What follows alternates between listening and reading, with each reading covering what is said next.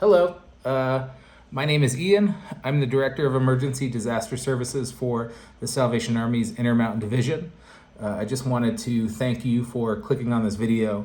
This video is part of our webinar series that we're doing this year in 2024, just covering all sorts of unique topics related to our emergency disaster services. Please enjoy this video and reach out to our department if you have any questions when you're done. Thank you very much. Appreciate you. Have a good day. What we're going to do for all these webinars is just do those first 5 slides every time, just so we set the baseline, because if different people call in, we just want to make sure we're covering like the really high level entry stuff. So just want to introduce our team within our division. There's myself in the middle, and then we have 3 great field reps, Jim, Sarah, and Kiara, and then we have an admin, Aaron. So that is our team within the Intermountain Division for our EDS and Service Extension Department. I don't know why I did that. Let's go back to present. Present. Cool. So the objective at the end of this is you will know what EDS workers are. That's one thing that we reinforce a lot. A lot of the things that EDS we do, it really does not matter if you are an officer, an employee, or a volunteer, right? Because generally we need the same training and focus to any of the roles that we're doing. So we kind of elevate it a step higher to call, we generally refer to everybody in this ministry as EDS workers. And then how, we kind of utilize EDS workers locally. My disclaimer on this, as always, this is an Intermountain EDS presentation, right? So your division might do it differently. Another disclaimer that I will very much give for this presentation, very different from the other ones, is this is our presentation as of May 23rd, 2024, because there are a lot of updates that Territorial Headquarters and some of our partners are working on that will change the way some of these things work. So what is Emergency Disaster Services? A ministry of the Salvation Army that has been in place since 1900 to serve and assist survivors and first responders facing emergencies and disasters. This is the list of kind of like all of the traditional things that we are known for providing in disaster relief. It looks very different around the country, even within our own divisions, where we which of these things that we do for specific communities. And then the last thing to kind of cover in general is just kind of like the disaster cycle and how it fits in. Mitigation and preparedness is kind of before the event happens or before the disaster. And then when the disaster happens, it's response and recovery. So just kind of having that awareness of how our department fits into all of that, or how we fit into that, is important to have. All right, so I have some fun survey questions for you guys. If you guys can pull out your phones, I'm going to switch my screen real quick, and you should be able to see a series of questions. And there is a QR code that you can scan, and you'll be able to answer the questions. So why are volunteers so important? Do you have any ideas?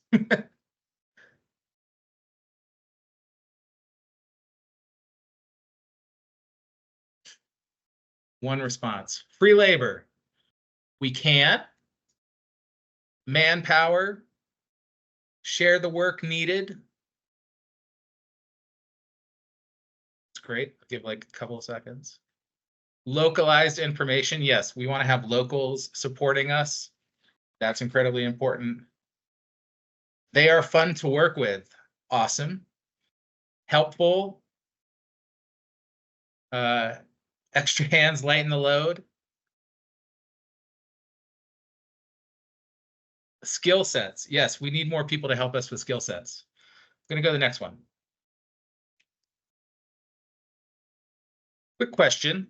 Are you a volunteer, staff, or an officer?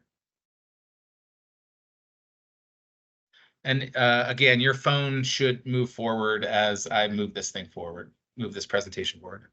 So you don't have to keep going to a different link.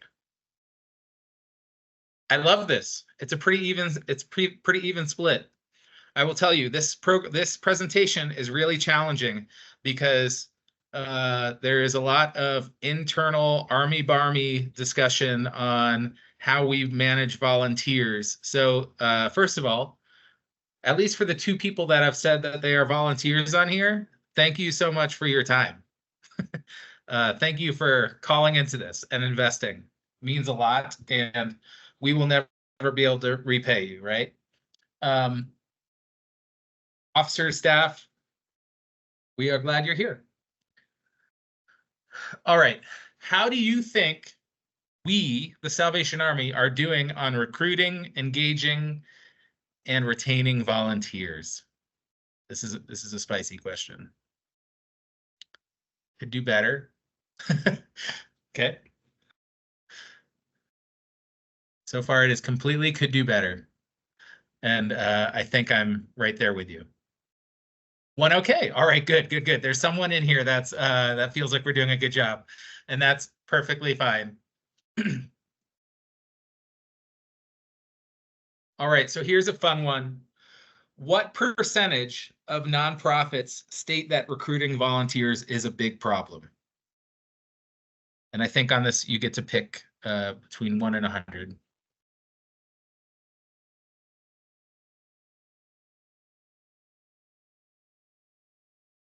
You're all trending in the right direction for the most part. The answer is 62%. 62% of nonprofits state that it's really hard right now on recruiting volunteers. Have you noticed an increase or a decline in affiliated volunteerism in your state?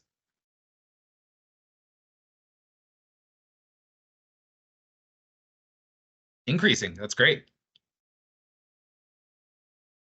Again, this is absolutely situational, and it's also very much through our lens and how effective we are as well. I love that there's actually a spread here, and sadly, this spread is correct. Affiliated volunteerism is dropping. So what affiliated means is, a person reaches out to an organization and says, "I want to wear your organization's logo. I want to represent you." However, volunteerism is going up, interestingly. So a lot of people want to spontaneously provide assistance, but very few want to affiliate with a specific organization. 49% of individuals state that their biggest obstacle to volunteering is what? Work commitments, not having fun, or lack of training. I think this one is actually going to be the one that might trip you guys up the most.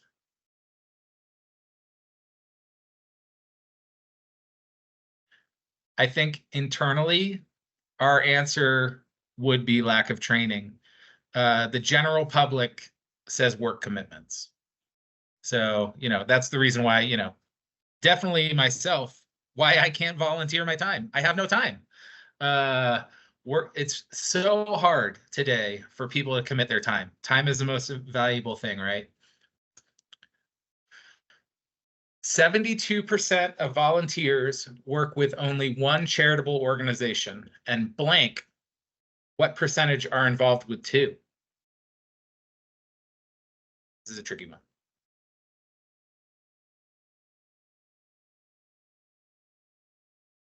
You're all there. The answer is 18%. So what this tells us is that we have to work really hard as an organization to be that one organization that someone's going to really come and join and work with, right?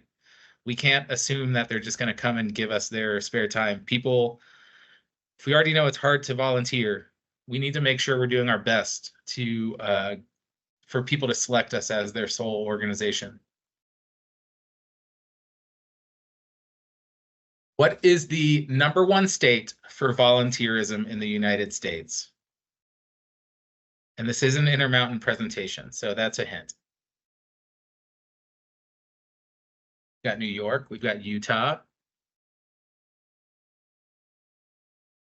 Colorado, that sounds lovely. California.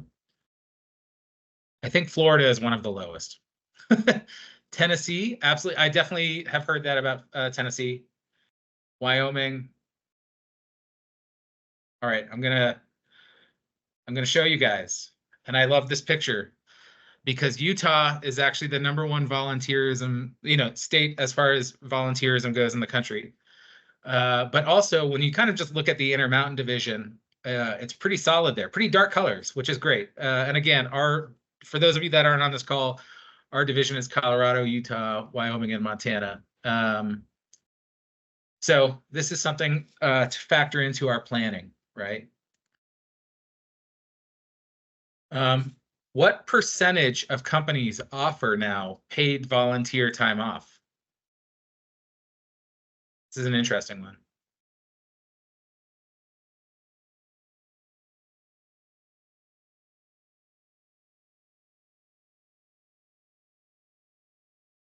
All right. So far, one of you surprisingly was correct, and that's a good thing. Today, apparently 60% of companies offer paid volunteer time off.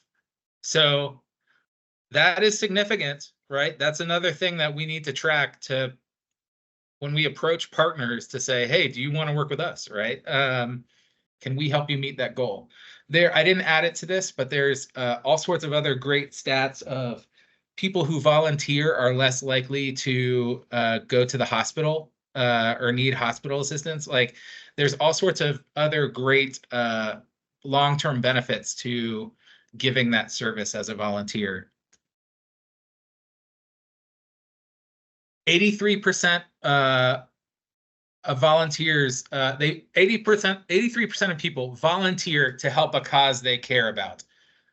35% of individuals volunteer to impress their boss. That's definitely me. To socialize. That is the correct answer. So again, that is another factor. If we are not creating a culture where people are being able to socialize and get to know people, we're going to lose out on people. This one is interesting. Most US-based volunteers are between the ages of.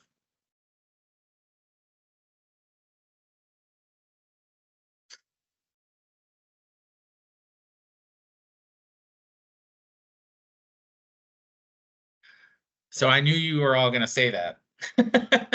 The correct answer, really surprisingly, is 35 to 44.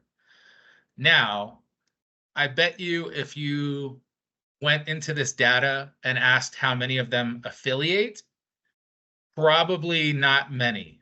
So again, this one is kind of a cheat answer because while I would imagine, yes, all that age demographic will get out there and volunteer more, I bet you generally our senior citizens are able to, who are folk in their retirement ages, they have more wisdom and they want to give back.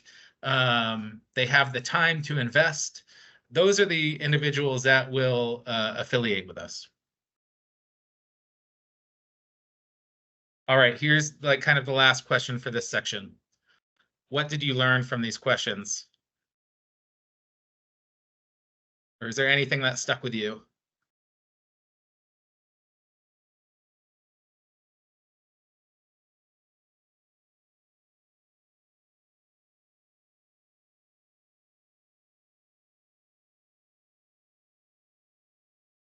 Difficulty in recruitment is everywhere. Absolutely. And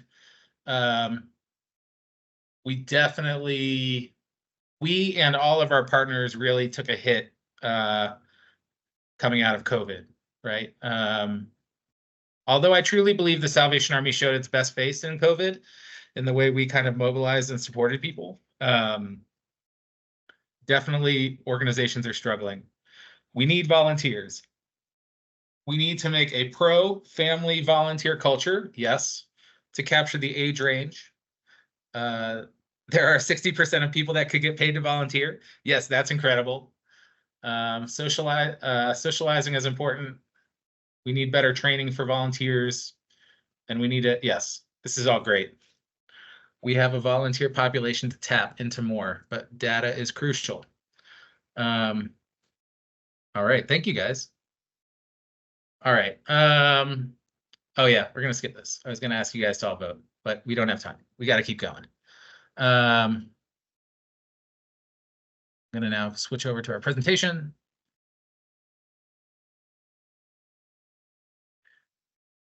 All right, so we do want to stop quickly and appreciate the people that have been helping us very much behind the scenes. And Dea, I don't know if you want to quickly introduce yourself or if you just want to wave, that's totally fine. Hi, everybody. My name is Indea Carter. I am the Special Events and Volunteer Manager. I also kind of fulfill the role as the Intermountain Divisional Volunteer Coordinator. So I get a lot of questions about new volunteer forms, old volunteer forms, what to do if X, Y, and Z happens, and pretty much all you can imagine. It's nice to meet everybody. Thank you. We have also only in this last year, and I'll be very careful about my criticism, but I'll make it a positive. Last year, THQ hired someone to care about volunteer management, which is great, right? Because as that presentation showed, it takes a lot of work for us to do it effectively, right? So Stacy works at THQ, and she has been working with all of the divisions, supporting them on improving volunteer stuff, efforts. And then some of the content from this presentation came from my good friend in the Eastern Territory, Chris, who does a similar position to Stacy for the Eastern Territory. So unfortunately, this presentation is like nothing but rules, I feel like. And that's, of course, not the case. And we're going to talk more about stuff down the road. But it's really hard to have this conversation without talking about the rules and the processes, because we need to know all of these so we can best engage with our volunteers and make sure the process is as easy as possible for them. So this has not been socialized heavily yet across the territory, but THQ recently came out with new categories for volunteers. And we will quickly go through these, but the reason why this was done is to help clarify all of the training and the guidelines for each group, right? Because as you guys know, if we have like an event where people are coming in for just one day, it requires different paperwork and checking and stuff like that to someone who wants to help at one of our corps in the youth program. Or so there's a big variety of people, right? This is volunteerism obviously extends way beyond just EDS, Emergency Disaster Services.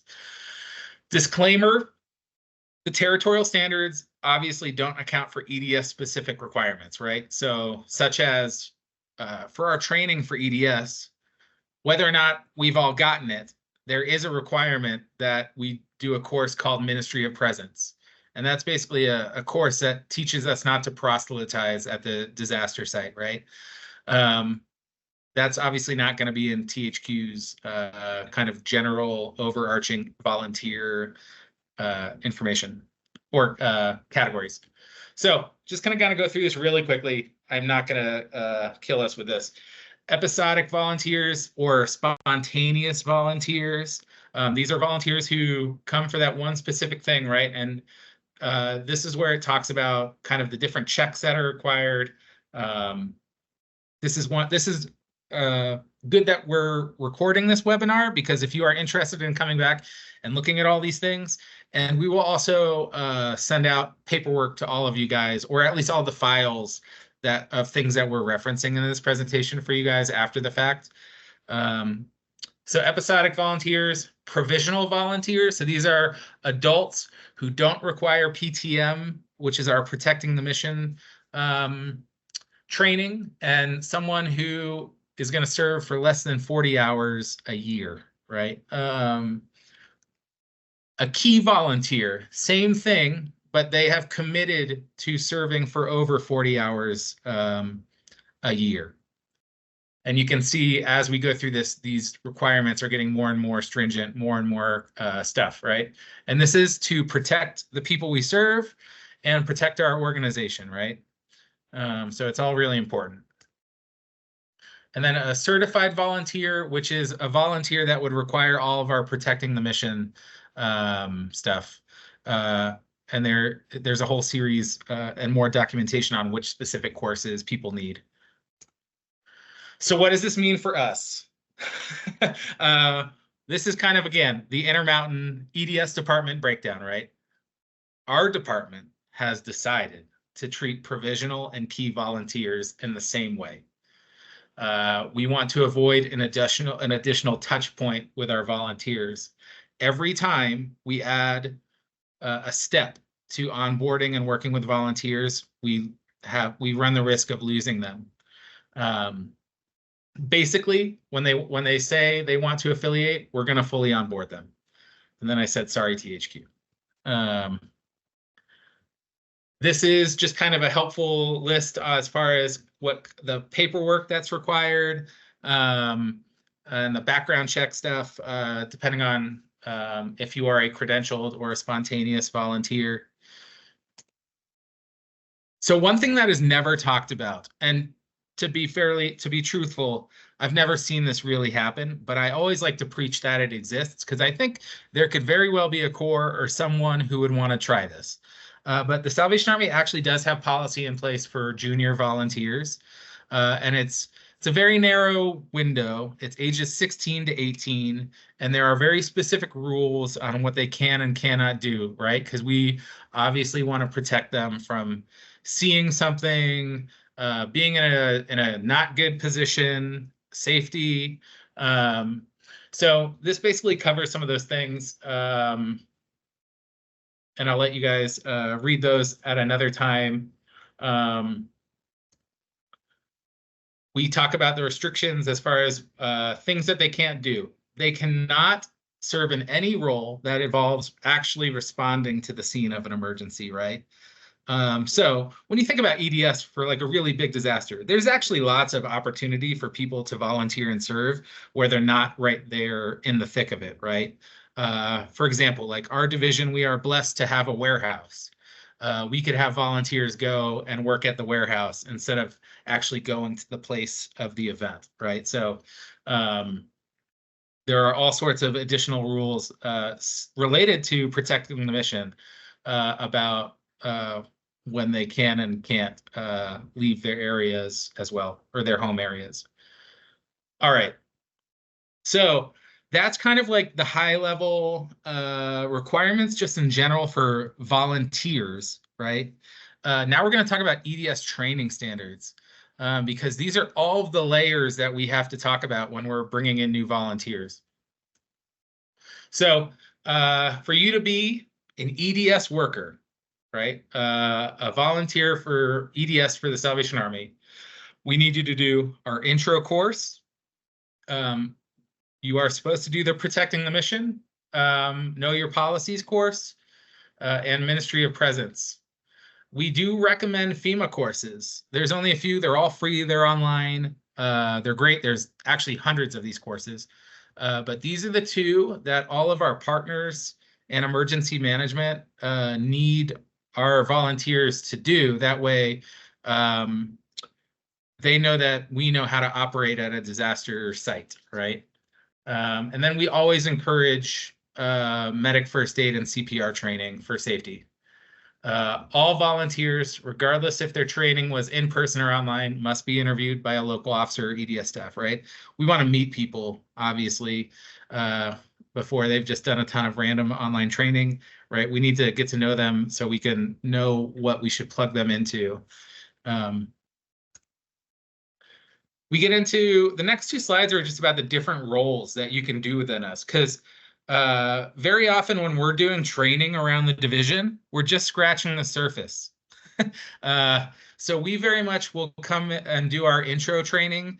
And then what we basically say is, what do you guys want to do? right? What do you guys want to focus on? Are you called to do emotional and spiritual care? Are you called to do amateur radio, our Saturn program? Are you called to do feeding support? Like, again, like the Salvation Army, we're the jack of all trades, master of none. But we want to make sure you guys are properly trained. So these are the different, some of the high level roles.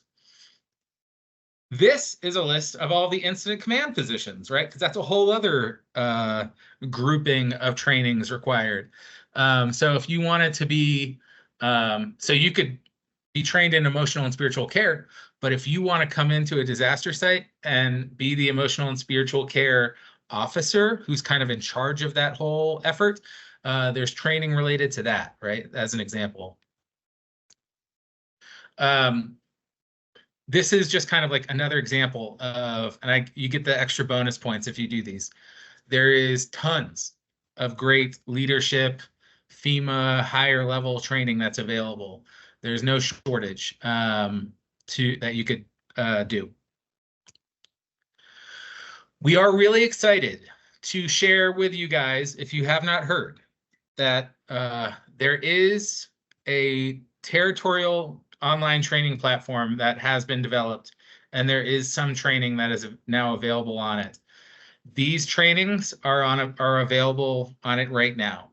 If you are not a part of our Intermountain division, just call and yell and bug your EDS director and tell them Ian told you to.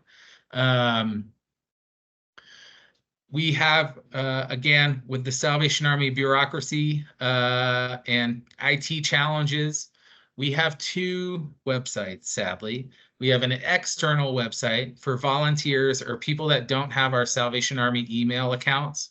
And we have an internal site for people that have the Salvation Army accounts. So regardless, if you reach out to our department or you reach out to your department and let them know that you want access to this training, they can provide that to you now. There is more training that's coming out constantly on this platform, and we hope to have the Protecting the Mission and Ministry of Presence trainings on here as well at some point. All right, so that's all those requirements. For the most part, I think we're done with requirements, which is great. Now, how do you actually become a volunteer? And this is actually really, really important for the officers that have called in and the staff that have called in, because I don't think we actually vocalize this process enough. So hilariously, Kiara and I this morning wrote this out because this is not written out anywhere. So step one, and again, this is as of today, right? One big surprise, their THQ is making a big investment in upgrading our volunteer management system, VMS. So a lot of these things might, in a few months from now, be on that website. But today, that's not the way that we choose to tell people to register. So today, if a random just wanted to become an EDS volunteer, we would encourage people to register on our national EDS website. I should have put the link on here. Hilariously, we actually say including officers and staff. And this is definitely for those of you that are in different divisions. Please talk to your EDS director on what they want you to do. But we use this system to print our volunteer ID badges, including badges for officers and staff. So that's one of the reasons why we haven't turned away from using this system. Register on that website. When you register on that website, it actually emails your EDS department and tells them that they've registered. We will then provide you with an account on Litmos, and you may either do, it's called the EDS Sneak a Peek course, and it's basically just like learning really high level stuff about emergency disaster services before you sign up to do all of the training, right? It's kind of one last step before you sign up for all of that.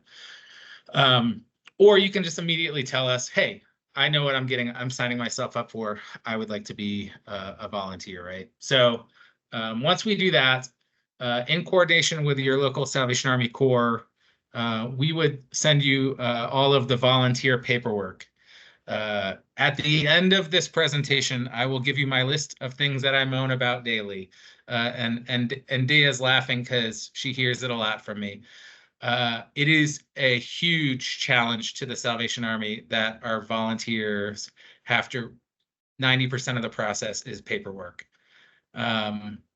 My story that I tell everybody is my best friend joined me for a disaster a few years ago. He came out with me. He had the best time ever. We fed firefighters. The next day, he said, "Man, Ian, I would really like to get into this and help you." And I said, "That's great. Here is the stack of paperwork." And guess what? My best friend did not become a volunteer. So if I can't get my best friend to become a volunteer, we're in trouble, right? So we send the paperwork. Step 4 is choose your own adventure, hilariously, because you could either do the intro course on our national website, or you can do our EDS course on the Litmos page or on the Litmos site. Either one of those would count kind of as that introduction to EDS course. And then step 5 is plan to meet with your local Salvation Army team, consider what roles you want training in, and engage with local Salvation Army efforts. I give this disclaimer. There are more steps because, of course, there are more steps. If you would like to be a driver, right, for one of our vehicles, you have to do your motor vehicle check, and you have to do a decision driver course. That's just one example. So there are a few more steps depending on what your volunteers or what you would like to do. All right, I'm going to pivot and have Kiara talk to us a little bit about kind of engagement ideas for EDS workers. One challenge that we have is EDS requires the most amount of training. But of course, right when you finish your training, it's not like a disaster conveniently happens the next free weekend you have. So it's really important that we strategize and think about ways that volunteers can continue to engage with our programs. So yeah, Kiara, take it away. Yeah, thank you. So we're just going to talk about service opportunities basically to keep them engaged year round. So whether that's during blue sky times or when an event actually happens and you need those EDS workers. So basically, we just want to get them involved in whatever we are doing because there are a lot of correlations between, daily operations of TSA programming and the work that we do in the field for those emergencies and disasters. So looping them into those projects and even maybe improvement projects, feeding projects, anything like that can be really beneficial for EDS volunteerism and can attract, certain volunteers that we would like to keep around during those disaster events as well to call on. There's also a lot of free online trainings. I know it can be an obstacle when you have to pay for a training, but there are so many trainings online, in person, and remote that are just totally free and available. And again, we'll send this stuff out. But we also would love to do some more co-training with our EDS partners as well in the VOAD space that we talked about in our last webinar, such as with our partners at the Red Cross, with their local trainers and volunteers. And tabling at public safety events as well can attract that certain volunteer who may be be called to EDS work. So these are just ideas to how to implement this process. These are just regular routine things that you may be doing at a core that may, or a center, or any other space that we would just want to attract those EDS volunteers and can loop them into handing out program supplies, just really good stuff that can be used for preparedness as well. And we'll get into that as well in the next couple of slides. The next one is on parades. That can be a great space to just hand out water, hand out treats, hand out EDS literature. And if you need any of that, you can contact our department for those as well. And yeah, just getting stuff out about preparedness before those times during disaster for just the general population would be a great way to utilize EDS volunteers. This is also a great, if it's special events like parades and your corps or center has access to a canteen, this is when people get actually trained on how to use those, right? So it's really important that you give people opportunities to learn that equipment. And this is one of those examples. Mm-hmm. Yeah. So they can also, speaking of canteens, they can also help out with those inspections, help with cleaning, help through doing walkthroughs, helping set up a canteen for a training as well. Especially during providing those trainings, having a canteen there to actually see how it works, see how it runs, can also be super helpful. That might be an example. This is an example where we can invite corporate partners to be involved. Again, when we talked about 60% of businesses, this is a great way to partner with those individuals. Mm-hmm. And while you have the canteen there, you might be thinking of having a canteen cook-off as well, which can be a whole other day's event for your corps or center. And even if you just have one piece of equipment, you can also design a day that can get multiple different EDS teams involved, such as preparing different courses of a main meal.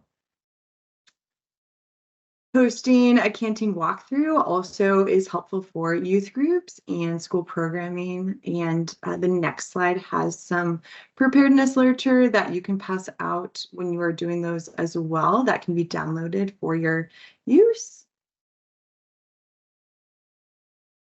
All right, volunteer partnerships where we can, work with others or just put our stuff out there to get more volunteers as well. We have Just Serve, we have our VOAD network, we have AmeriCorps, but this list is not all encompassing. So there could be more local groups that we can be all doing a better job to reach out to, such as like other churches or groups like that would love to help during disasters. The missing picture on here is of a corporate volunteer. His name is Andy Bailey, and he is really senior at AT&T. And we invited him to come and support with some of our disaster events. And they ended up actually partnering with the Salvation Army in some incredible ways. So also partnering with or involving corporate partners also can translate into other gifts and partnerships, which is transformative for our organization, right? So really important to think about all these different groups. Mm-hmm. If you would like to learn more about how to post those opportunities, Just Serve is a great website to post those days events, or even posting a training that you're having, even for just EDS events in general, can be posted on Just Serve as well, along with other weekly programming. And Just Serve, there are representatives all over. So if you ever wanted to connect with someone in your local area to say, hey, how can you help me figure this out? There's also plenty of people with Just Serve who can help you. All right, we're going to talk about disaster relief in general now, and we're getting towards the end here. So one of our volunteers years ago created this, and the hilarious thing is it has kind of become doctrine, but no one knows that just our random volunteer Robin created this, but it's amazing, and I'm so thankful for it. These are the top 10 essentials that we give to an EDS worker when they show up on a scene. And this is something that we also really reinforce for spontaneous volunteers. So I just want to go through these really quickly. Once you arrive on scene, you are now a representative of the entire Salvation Army. And as such, your actions and words reflect upon the character of the organization. You need to know that you represent this much larger thing, right? Many of us feel strongly about our personal spiritual beliefs, but as volunteers, we are here to serve, not to evangelize or impose our beliefs on anyone, right? We're here to be the hands and feet of Jesus, right? There is a chain of command. And the expectation is that you will adhere to it while you assist us as a volunteer, right? It can get really complicated, and especially if we're responding to a disaster where there's tragedy and high stress. It's really important to kind of follow that chain of command. Questions regarding serving, cooking, and other functions should be directed to the team leader for the duration of the operation. Really important, again, it's kind of speaking to that command and control. Food safety is our utmost importance, right? And this is, we want to make sure, again, that we're taking care of the people that we're serving. Our role is not to judge who is served or how much they consume. That's a really important one, right? Again, we represent a big organization. We just need to focus on our service. As an EDS worker, please be flexible and willing to perform necessary tasks that might be assigned to you by the team leader or not assigned to you, right? As an EDS worker, so please be mindful that in a disaster or any other event, each client's privacy and their stories are to be respected. Do not pry, right? That's kind of that ministry of presence training where really we need to focus on listening instead of talking. Media inquiries should be directed to your team leader or the officer on duty, who will then connect them to our EDS public information officer, right? Please remember to sign in and out and record your hours at each shift. This is a very specific thing, but again, like these are the types of things that we need to make sure we have and we're providing to our volunteers, because if we don't cover these things, it can also ruin their experience as well. So very important. All right. You want to talk about this part, Kiara? Cool. Sure. So FEMA course G489 is super helpful in learning how to manage spontaneous volunteers because they are going to show up. That is just a known fact. There are people in your community that care, and they're probably just not looped into a regular volunteer space, but they're going to hear about something happening and have the passion to go out and serve and help. So we want to learn how to manage that well and be good stewards of them, just in case something else happens in the future as well. Crisis cleanup, again, it's a great space for learning how to manage those volunteers as well with different projects that are in the community that are put on that dashboard. And we can teach you how to use that as well if you're interested in learning more about that. Utilizing just-in-time training, spontaneous volunteers are also super helpful for group projects. They can be that boost of morale or fresh perspective that your projects may need. And they can be super helpful at MARCS, which is a multi-agency resource center, or a disaster assistance center, or a local assistance center as well, or help with street outreach, right? Like if you need brochures and flyers handed out about assistance you're providing during a disaster or anything like that in a community, they can be great door knockers. Finding spontaneous volunteers, we already talked about Just Serve. Crisis cleanup can also be an avenue for that as well. Tabling at events, we talked about public safety events or maybe some parades that could be helpful. And then also talking to your jurisdiction about how they have a plan for spontaneous volunteers with an emergency management written into their EOP, which could be their emergency operations plan.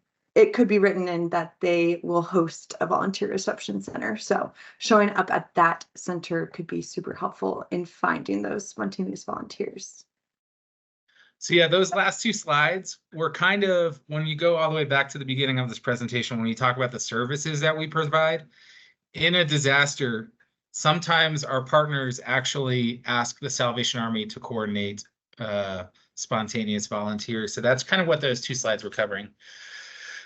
This is my complaint slide at the end, right? And really it's hurdles, right? And so part of this presentation is just so you guys know the challenges that you're aware of these challenges, you're aware of the things that we struggle with. So there's a general lack of awareness and training and strategy on volunteer management, something that we need to improve on. One of our biggest challenges is that we don't have an online single sign-on process for volunteers, right? So like The dream is that we would have one website where a volunteer could go there and sign on, and they could fill out all of their paperwork, or at least all of those required documentation on there, and they could do all of their training on there. Right now, if we had a volunteer come in who wanted to be a driver and wanted to serve food, I would have to send them to 4 different websites for training, for online training, which is not okay. That hurts us, right? Registration and background check paperwork. Hilariously, because of lawsuits that the Salvation Army has faced, we aren't allowed to just give someone a packet of paperwork anymore. We have to give people the paperwork in sequential order. So that's a real challenge. That hurts us. Again, I just want my best friend Ro to come help me serve at a canteen site. These are all issues that prevent him from doing that, right? Lack of EDS events, again, like I said, like it's a disaster doesn't conveniently happen, nor do I want them to happen. So we need to give our volunteers a range of opportunities for engagement. And then maintaining communications with EDS volunteers. I know our department has absolutely struggled with this. We are going to be sending out a newsletter in a couple weeks out to our EDS workers, just to kind of give them an update of what we've been working on. But this is really important, especially for the Corps who are on this call. Make sure you really have a plan, right, to stay in contact with your EDS volunteers. All right, I have a few more wrap-up questions, and then we will let you guys go. We are still in the lunch hour, which is great. All right, I'm going to share my other screen.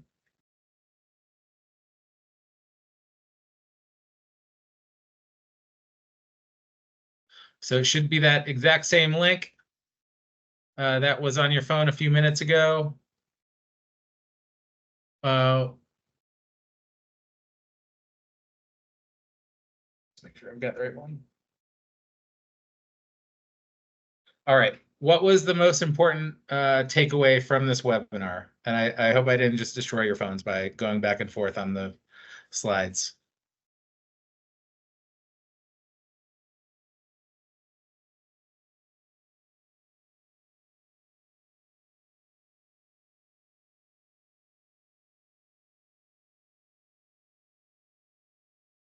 Overlap of volunteers. I would love to know more information about that one.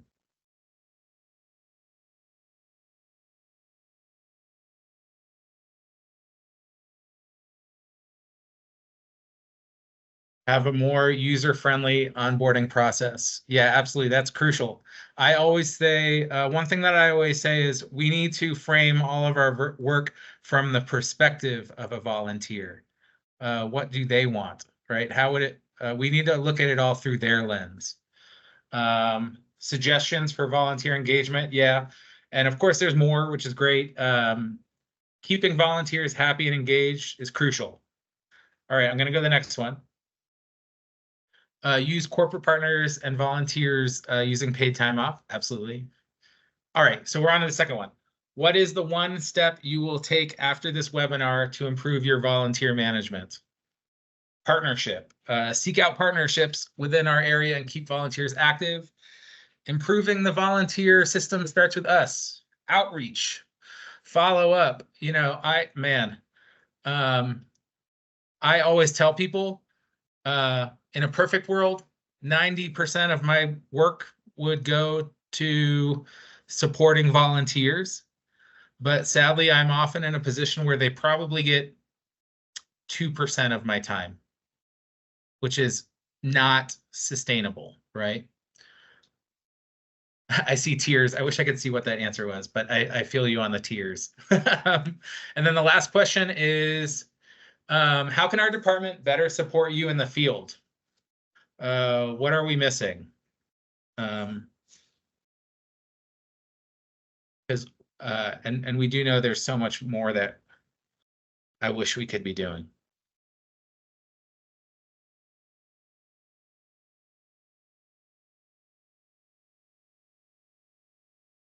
This webinar is a great start. Thank you. And again, I will 100% give you the disclaimer. This was definitely probably the most challenging webinar of all of the ones that we're going to do. The rest of these webinars will be much more, I don't want to say positive as if this is not positive, but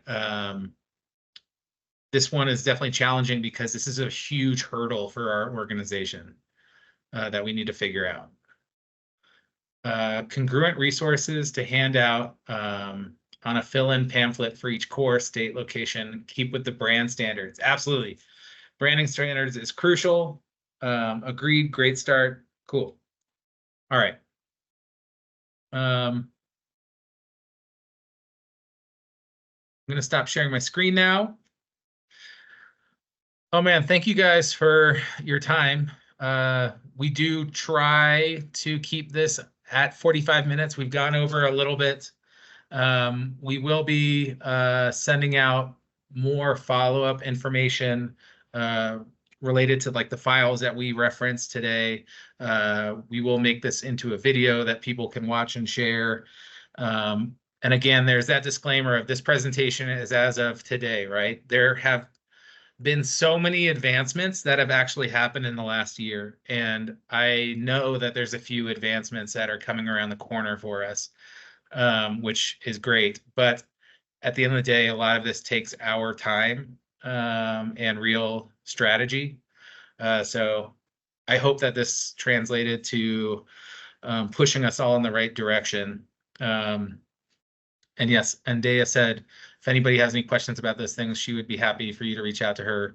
We will share that contact information with you guys.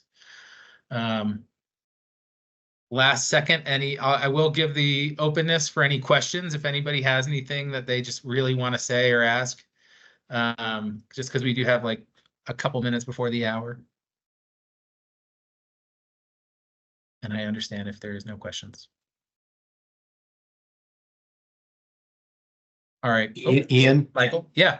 just a quick question. How does the EDS volunteer function interact with the general volunteer function within the Intermountain Division? I mean, like for social services that are not, emergency related. Not well enough. Speaking candidly, right? I would say we have good success with some of our core volunteers who help with generally everything at a core, who also wear the EDS hat. So we definitely have engagement there. I will say I do my best to try to protect the will of volunteers. Some volunteers truly, maybe they were impacted by a disaster and they literally just want to volunteer and do disaster stuff and they aren't interested in doing stuff at a core, right? So there is definitely that consideration, right? But on the flip side, we also need to make sure that they are connected to the core or our local centers, and we're giving them opportunities to engage. So there's so much room for improvement, Mike. So yeah, good question. Thanks. Right. Yeah, thank you. All right, guys. Well, on behalf of our department, thank you guys for your time. Again, most valuable thing on this planet is time. And we will send out information about our next webinar. Can't even remember which one it is, but I'm sure it's going to be great. Thank you again for your time and appreciate you. Have a good day.